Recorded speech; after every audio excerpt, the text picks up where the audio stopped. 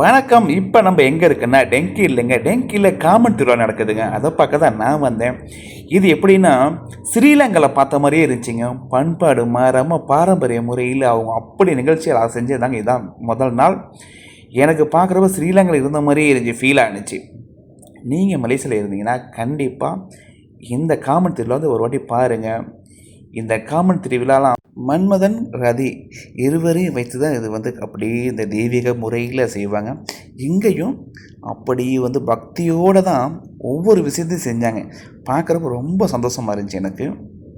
நீங்கள் கண்டிப்பாக இது ஒரு தடவை இந்த வட்டாரத்தில் உள்ளவங்க கண்டிப்பாக வாட்டி பாருங்கள்.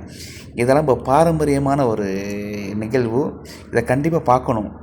இதெல்லாம் நிறைய இடத்துல செய்யலை. மலேசியாவில், ஸ்ரீலங்காவில் செய்கிறாங்க. அதை விட்டு நிறைய இடத்துல செய்யலை.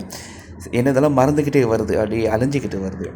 இது அப்படியே அழிய விடாமல் அவங்க பாதுகாத்து செய்கிறாங்க. நீங்கள் நிறைய பேர் இந்த மாதிரி விஷயத்தை பார்த்து சப்போர்ட் பண்ணுங்கள்.